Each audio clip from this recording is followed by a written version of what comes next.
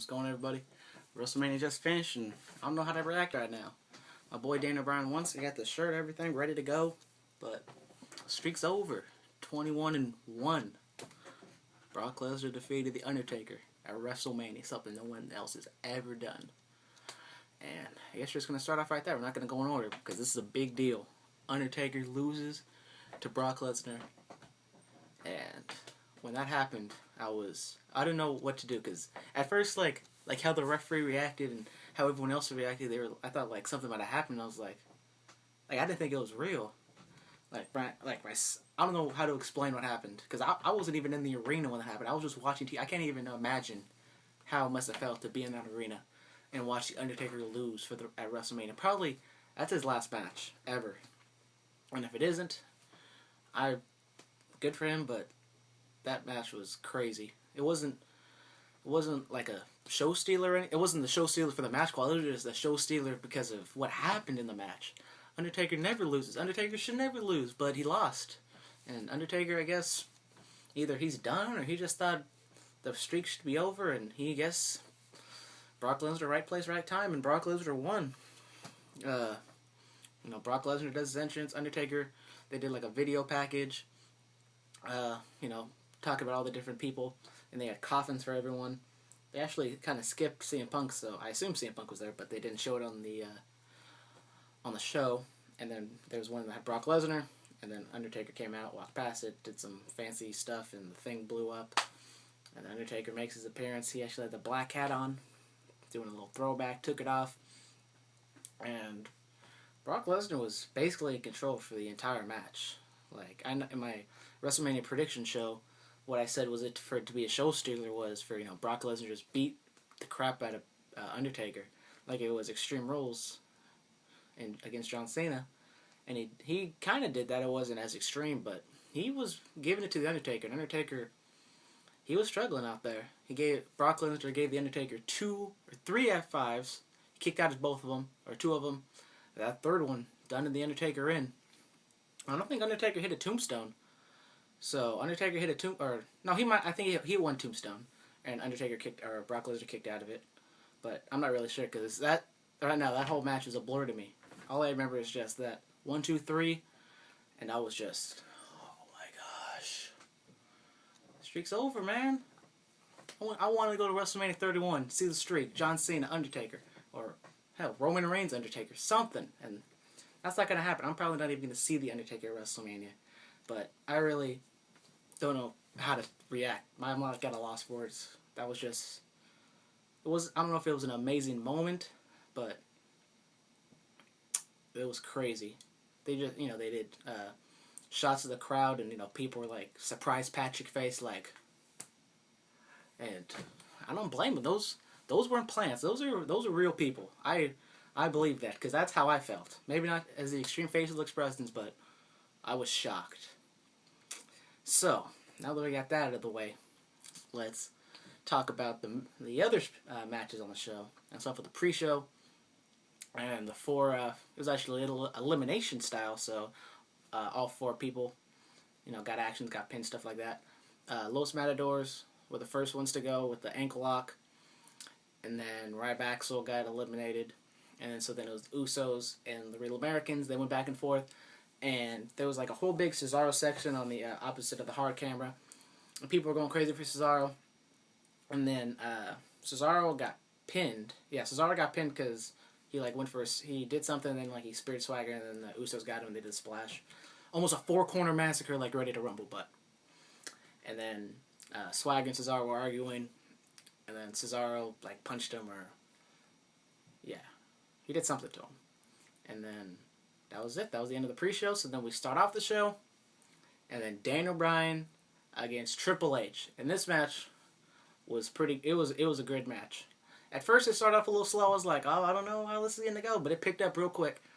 And it was a good technical match. Anything with Daniel Bryan is going to be a good match. And Triple H, he steps it up for WrestleMania. Big time. And Daniel Bryan won with a knee. 1, 2, 3, middle of the ring.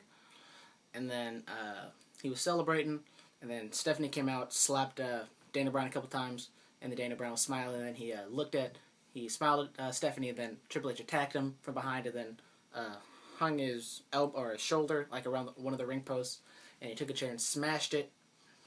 And so Daniel Bryan had his shoulder taped up, or it was this shoulder. Yeah, this shoulder taped up for the match, and then he smacks that shoulder. So the storyline going in is Daniel Bryan gonna be 100%? Is he even gonna be able to fight in the match? So after that match, that's actually a close second, or it's a toss up between the two Daniel Bryan matches. Which one was the best match of the show? It was either the Hunter match or the Triple Threat match, because both of them were pretty good.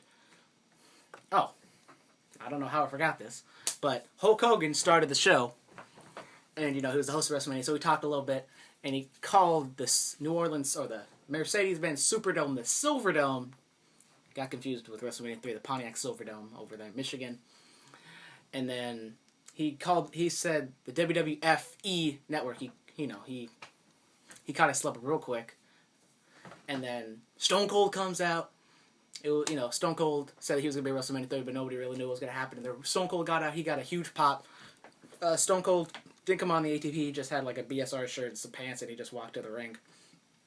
So then he comes out, and then he talks, gives Hogan a little bit of shit for the Superdome, Silverdome type thing. And then The Rock comes out, and that got a big pop too. And then, The Rock hags on Hogan about the Silverdome. And then, he does a shtick about he's finally home, WrestleMania, all that good fun stuff. And then, they talk about the history, and they all do their catchphrases. And then Stone Cold, gets his beer, gives everyone some beer, then they, toast, and they drink beer. And it was a pretty cool moment. It was a long moment. It was like over 10 minutes. But it was awesome just to see all three guys in there at the same time. And I want to see some stunners. I want to see Stone Cold stunner Hogan, but that wasn't going to happen. But, yeah, so, then the Cena, or the Daniel Bryan Hunter match was first. And Daniel Bryan wins. And then the second match was The Shield and Kane. The Shield against Kane and the New Age Outlaws. And this was like a practical squash for the Shield. They won the Shield, and then they beat the New Age Outlaws and Kane pretty fast. I was like so shocked at how fast it was. I had to look it up, and it was 2 minutes 56 seconds. It wasn't much of a match. Roman Reigns did most of the damage here. Dean Ambrose and Seth Rollins did some suicide dives, and then Roman Reigns hit some spears and pinned him for the 1, 2, 3. And so the next, we got the Andre the Giant Memorial Battle Royal.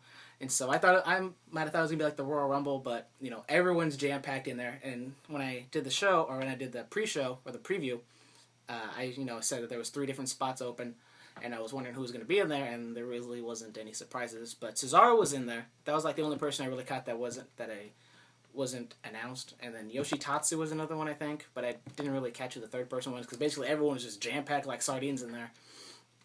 And, they were just fighting.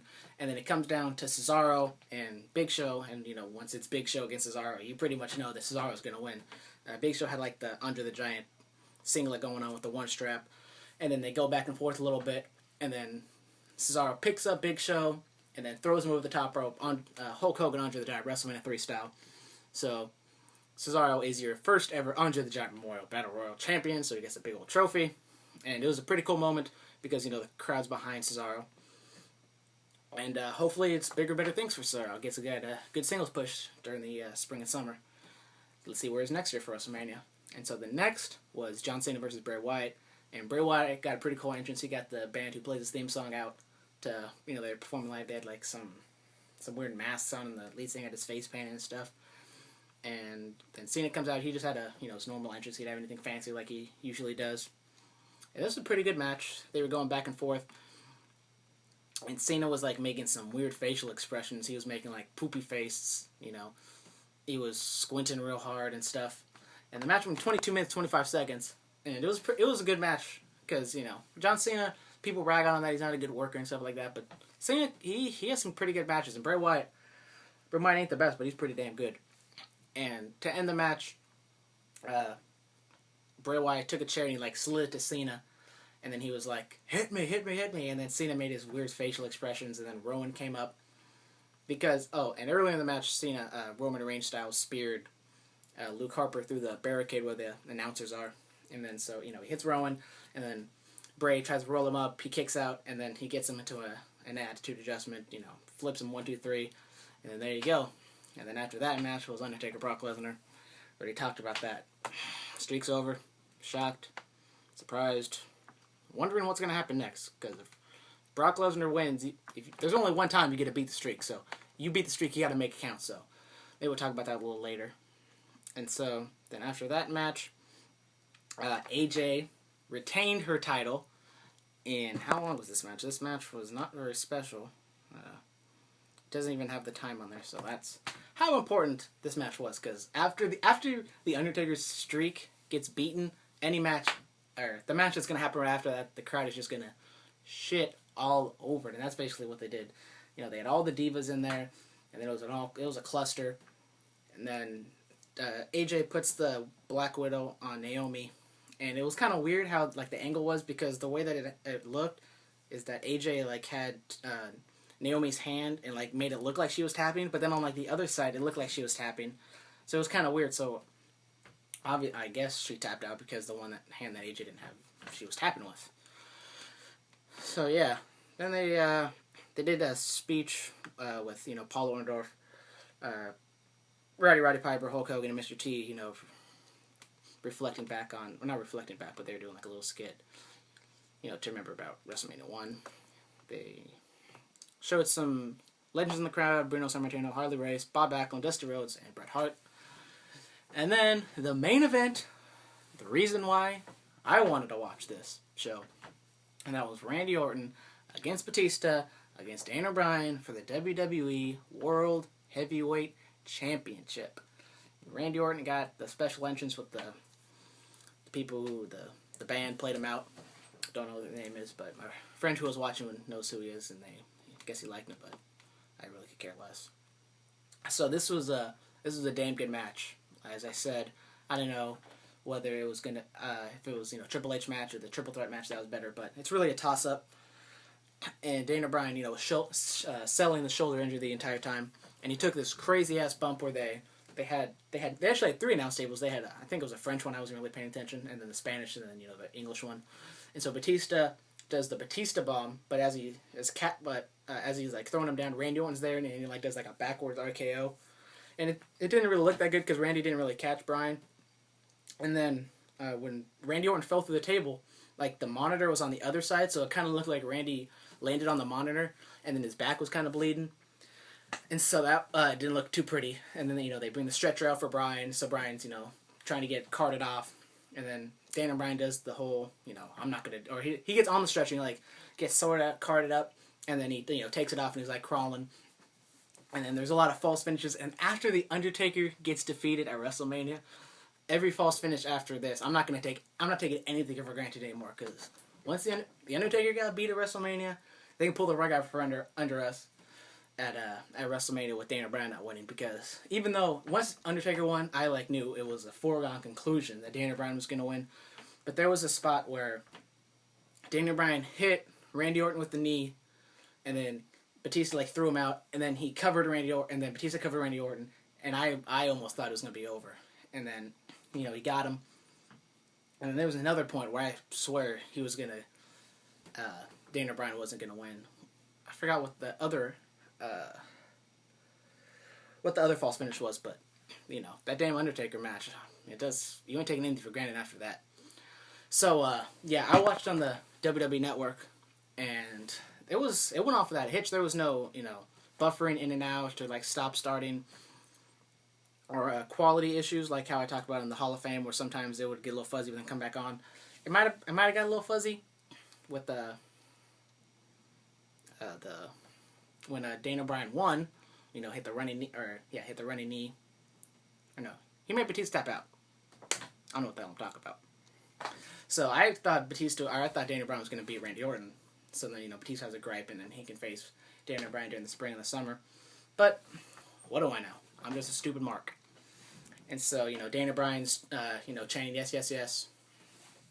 And, God, what the hell am I doing? I suck.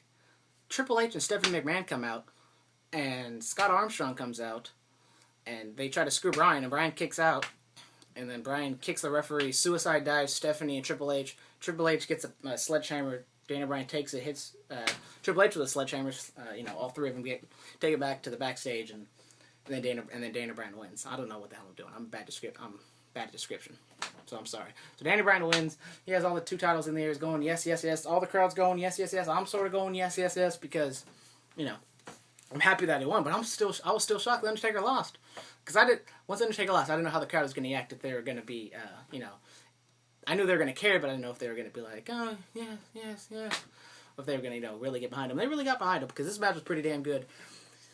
And so Daniel Bryan's the champion. We got to stick to find out, see what happens next. Tomorrow night on Raw, see what Brock Lesnar has to say, see if Undertaker shows up, what Daniel Bryan's going to say, how the crowd's going to react. Because the night after Raw, or night after Mania, is almost as fun as WrestleMania itself. See right there, that plaque? Night after WrestleMania, that was an awesome moment.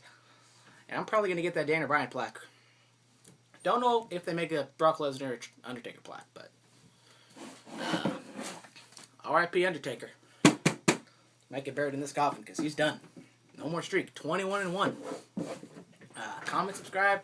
Tell me what you think about the Undertaker, Brock Lesnar, Daniel Bryan, all that good fun stuff. So thank you guys, and I'll probably see you tomorrow about night after Mania.